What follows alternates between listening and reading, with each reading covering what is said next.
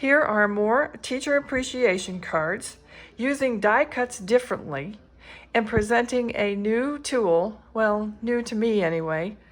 And I'll show you all of this coming up next on Catherine Paper Art. In today's video, I am making another teacher appreciation card, and I will be using products from the Greetery. And this will be the Have a Spine die set and some of the Bookish Holiday Frames. This will be a card that resembles a book, which I think is appropriate for a teacher. So let's get started. So as I said, I'm using the Have a Spine die set, and this is very easy to use. And basically, all you do is line a piece of cardstock up with this frame, and this will give you the cover.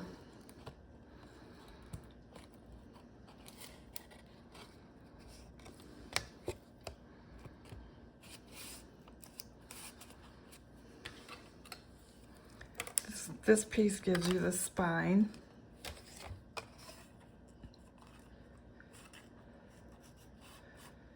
And then this piece, this will give you the page edge on the bottom.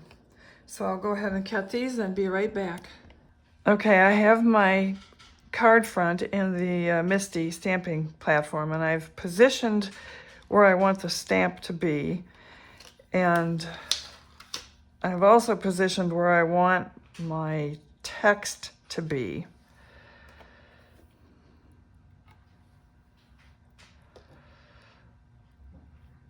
So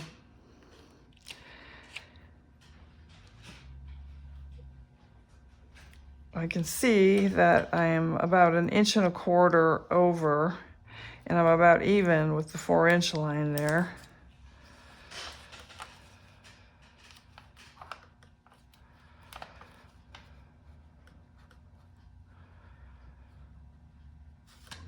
Unfortunately, I don't have stamps for this, so I have to do it in this manner.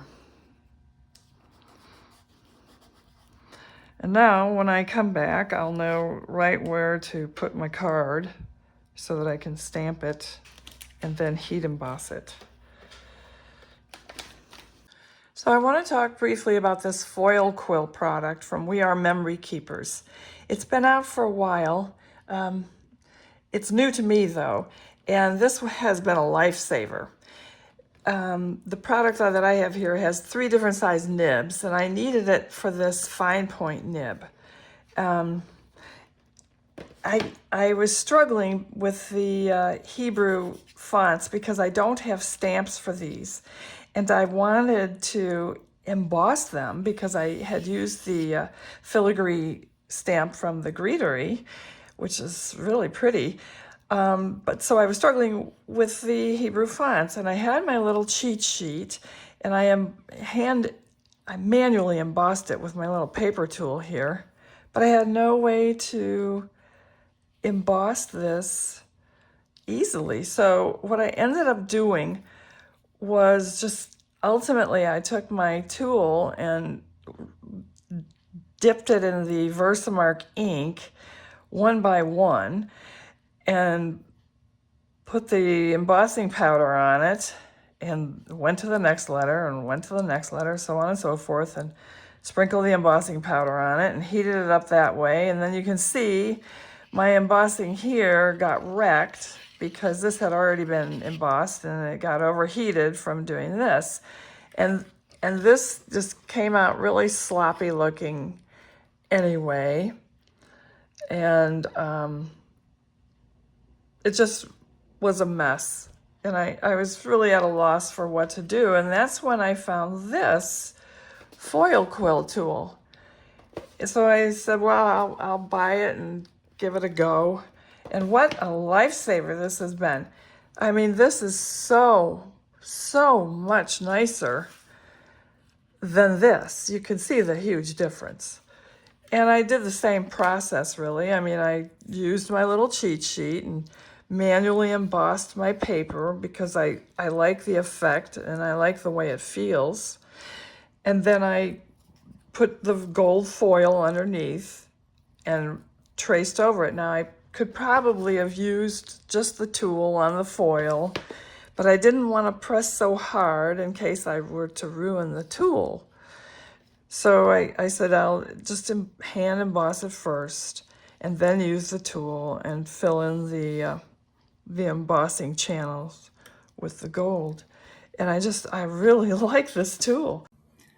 At this point in the video, my audio cut out. Not sure why, but anyway, my Hebrew cheat sheet had shifted somehow despite being taped down. So I had to put it back into my MISTI stamping platform and recenter the text within the filigree stamp. This time I added more tape to better secure the cheat sheet so I could begin to manually emboss it into the cardstock with my paper tool by tracing over the Hebrew letters. So as not to bore you, I'm going to omit this portion and skip to the reveal. Now you can see that it's embossed, and that's where I'm going to take the foil quill and fill in those lines. But I will do that with the gold foil underneath my little cheat sheet here. And you can see this is a nice fine point. I hope you can see that. It's finer even than my paper tool. I don't know if you can make that out. But anyway, I will go ahead and trace this off camera to spare you the boredom, and I will be right back. Okay, so I've stamped and embossed the filigree detail on here, and that's done. And I'll just try to clean that off a little bit.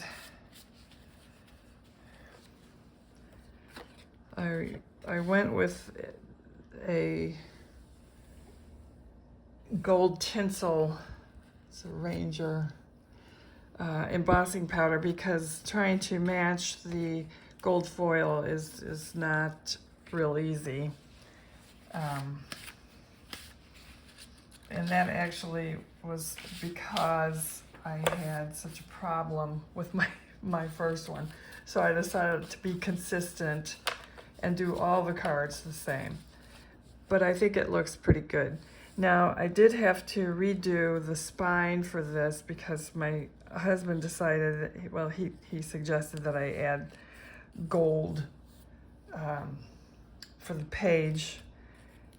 pages instead of the white that I was planning to use, just because he felt that it made it seem like it was less important having the white, and also because if it's a customized prayer book, it could actually be gold pages, gold leaf on the edges. So that's why I did that. And so I'll go ahead and put this in. And then in the meantime, I went ahead and used the foil pen to put the name of the book on the spine. But I had gone over this so many times that I don't know if you can see how messy that is.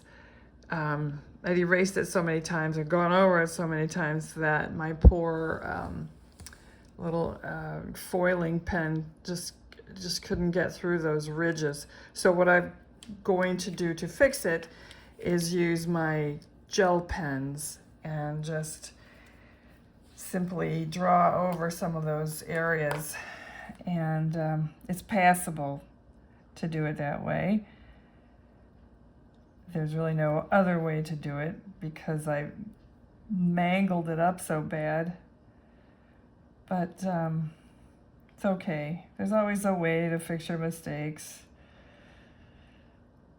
Sometimes that includes just tossing them out and starting over, but this one I think is just easy enough to fill in. I was really disappointed with this Sonic because I went off the rails on that one. I should have just followed that Sonic, but whatever. In any case, so this spine is done. Now the only thing I need to do is use the Lawn Fawn simple card slots die for the gift card in here, and then also to stamp the you are appreciated on this, and then come up with a nice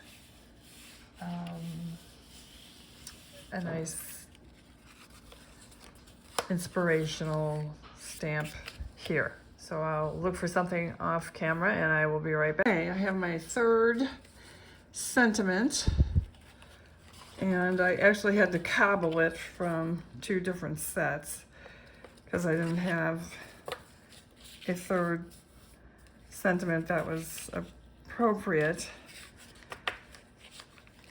And my sentiments, by the way, came from 2 different sets, the Honeybee Kindness sentiments and the Penny Black Brighten the World.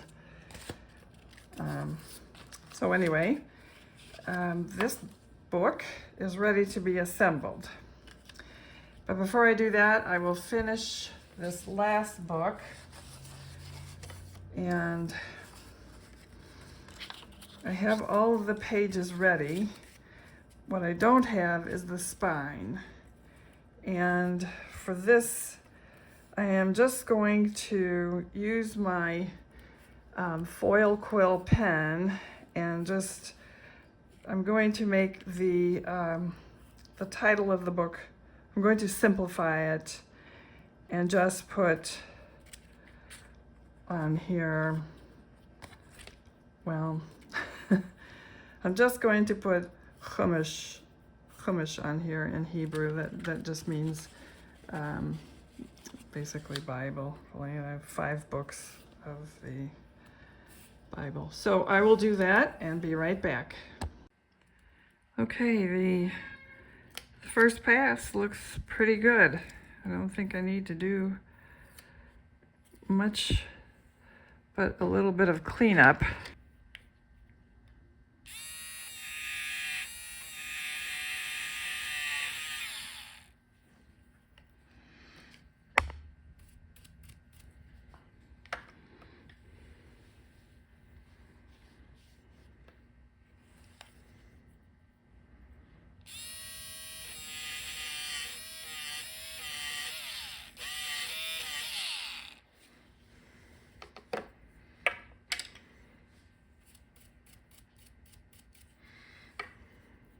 I don't know what that is.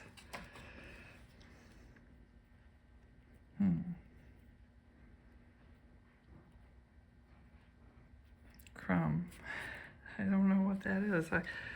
It came from my tape. Well, anyway, my husband would say I'm being too picky, but that's okay.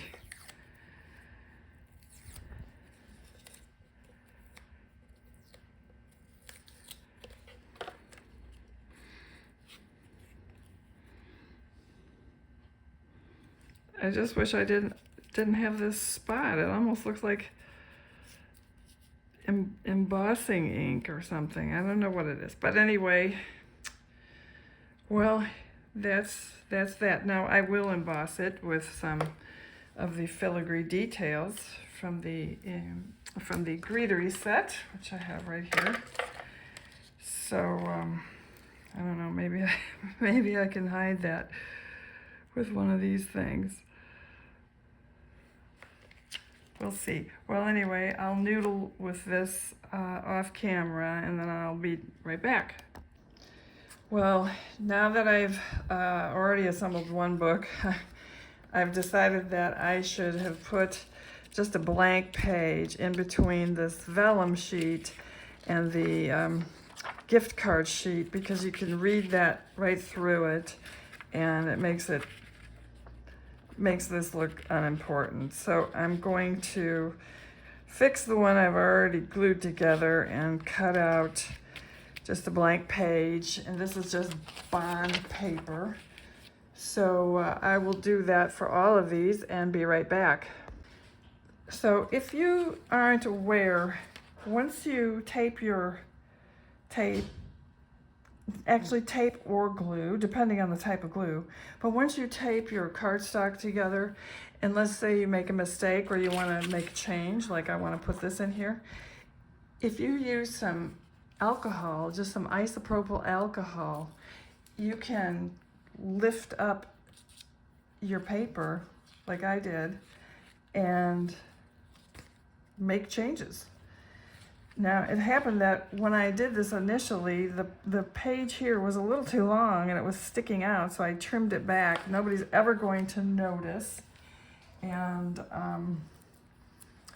that's okay. So now I can just tape right over it because I've got my clean sheet in here, and nobody will be the wiser. So that's just a little FYI in case you didn't know. So now when I open the book, it's got a clean sheet behind the sentiment, and then the gift card, and on the back, room for us to write a special note. So what I like to do first is assemble my pages all together, and I line them up along these edges and then just press them down once I remove the tape. So I have my vellum sentiment sheet, my blank bond sheet, my gift card sheet, and then the front and back covers. And when we do the covers, they have to be coordinated because they go into the spine, and this spine has to have the gold page piece cut out. I want to use those.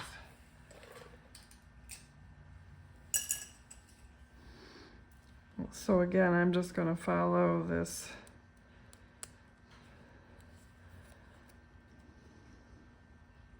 Oops. I'm going to try to follow this.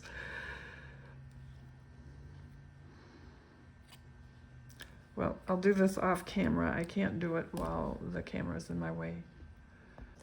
Okay, I've got them all put together, and I think they came out really nice, actually. This was the last one I did, and I think this one came out the best. Because I got all of the problems worked out. So this was the first one that I did. And so I was able to take this one apart and put in that blank sheet between the sentiment vellum sheet and the gift card page. And that came out okay.